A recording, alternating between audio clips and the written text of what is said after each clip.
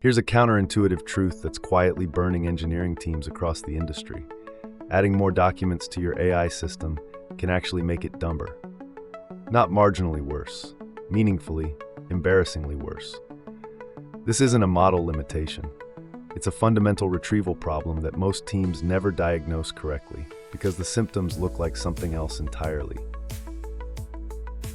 In high-dimensional vector space, and most embedding models operate in hundreds to thousands of dimensions, a phenomenon called the Curse of Dimensionality kicks in at scale. As your document count grows into the tens of thousands, the mathematical distances between vectors begin to compress and converge.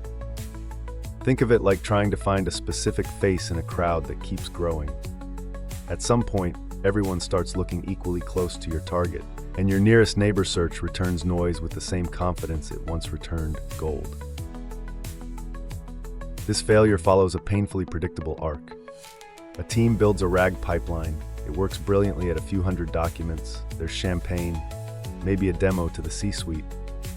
Then they onboard the full enterprise knowledge base, tens of thousands of documents, and the answers get what engineers privately call mushy. Vague, plausible, but wrong. Nobody files a bug report because it's hard to articulate. They assume the model is too small, so they upgrade to GPT-4. Still mushy. Then they add more documents, thinking coverage is the issue. Now it's measurably worse, and the real culprit, the retrieval step, has never once been examined. The first two fixes are architectural rather than algorithmic. Hierarchical indexing means building a coarse retrieval layer that narrows the search space, think chapter-level summaries, before your fine-grained similarity search even runs. You're eliminating irrelevant territory before the expensive search begins. Hybrid search combines traditional BM25 keyword retrieval with semantic vector search, and the performance gains on large corpora are consistently larger than most teams expect. BM25 catches exact terminology and proper nouns that semantic search routinely fumbles. Together, they cover each other's blind spots in ways that neither approach achieves alone. If there's one technique that delivers the highest return on engineering investment in RAG systems, it's re-ranking after initial retrieval. The pattern is straightforward but powerful. Retrieve 20 candidate documents using your standard vector or hybrid search. Then run a cross-encoder model that scores each candidate specifically against the original query in full context, and pass only the top 3 to your language model. Cross-encoders are slower and more expensive than bi-encoders, but they're evaluating query and document together, not separately, which means they catch relevance relationships that embedding-based retrieval structurally cannot see. Most teams skip this step because it adds latency. The teams that implement it rarely go back. For teams operating at serious scale, millions of documents, latency-sensitive production systems, Colbert-style late interaction is worth understanding deeply.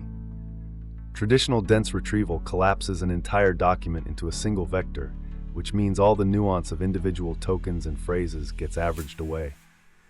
Colbert preserves separate vector representations for every token in both the query and the document, computing relevance through a maxsim operation at retrieval time rather than at indexing time. The result is dramatically richer relevance signals, especially for technical content, multi-part questions, or documents where a single paragraph matters more than the whole.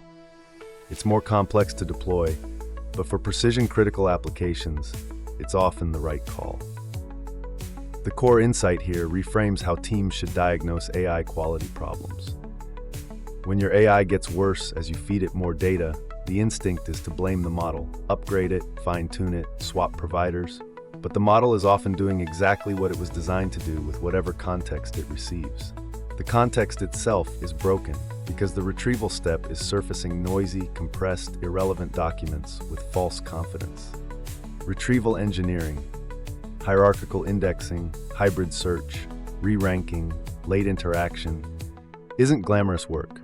It doesn't make for exciting conference talks or LinkedIn announcements, but it is the actual difference between a RAG system that degrades at scale and one that compounds in value as your knowledge base grows.